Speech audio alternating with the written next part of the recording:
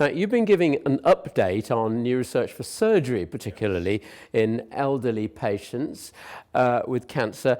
Can you tell me what are the accomplishments so far, do you think, that surgery has achieved? And now, especially, of course, in lung cancer, where you're working. So in lung cancer, our greatest accomplishment has been finally open low-dose CT scan for screening for lung cancer.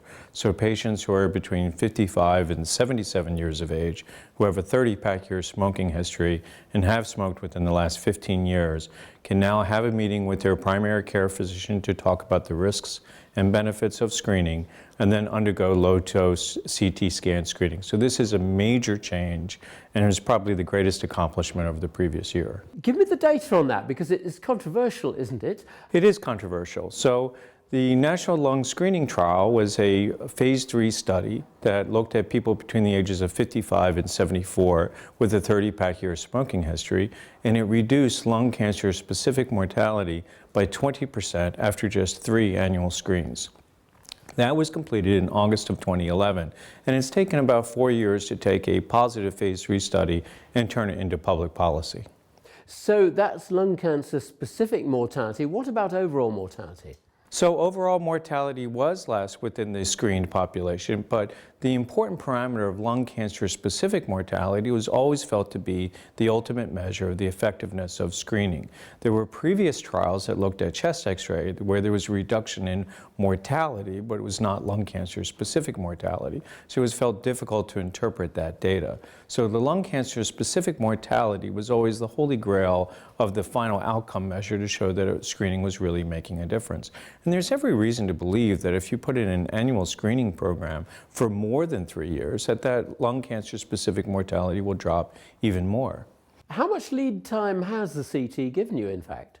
It's estimated it gives about 2.5 years. So instead of seeing tumors come in with 56% being stage 4 and another 26% being stage 3, is our sincere hope that 50% or more will come in at stage 1. Smaller tumors means that lesser operations can be done, potentially radiation therapy can be done for cure, and the cure rate should further improve. Successful resection, curative resection, has always classically been in those very early stage patients. Yes. How far can that go? Could you use CT earlier? So if you look at the National Lung Screening Trial, they had an 88% cure rate. So 88% in actually the ILCAP study, which was a precursor study, was at 10 years. So that's really quite dramatic. If you look at our stage 1s right now, it's about a 70% cure rate. But the reason why is because they're really, even though they're still stage 1, they're coming in as larger tumors. What's the downside, though, of having this sort of screening program? Naturally, there's some anxiety whenever you lay down in a CT scanner. Are they really going to find a nodule or not? There are theoretical concerns that if you find out that your screen is negative, this will be a green light to you to continue to smoking, whereas we believe smoking cessation is a very important part of the entire program. And then there's a possibility that you'll find a nodule that's not truly cancer. The safeguards that we've tried to build into that system is the positive scans, for the most part, are going on with additional scans. So they're not being passed on to surgery where you're taking out benign nodules. You're using a repeat scan 4 months, 6 months, or a year later to verify that the nodule seems to be growing and thus is at high risk of being a cancer. Secondly, the smoking cessation program is an important integral part. So as opposed to a risk, we think it's a plus. People who are willing to come in to see if they have a tumor and participate in screening, then come with the specific opportunity to discuss what is their smoking habit and what can medicine do to support them with smoking cessation. So it seems the big payoff really is smoking cessation, because you could have it confounded by lead time bias, just as there's a controversy in DCIS detection for breast cancer. You might have lesions which are never going to develop into true lung cancer. Well, we think that's less common with lung cancer. There are such things as ground glass abnormality, but they're clearly a minority. The vast majority of the spots in lung actually will go on to become an invasive cancer.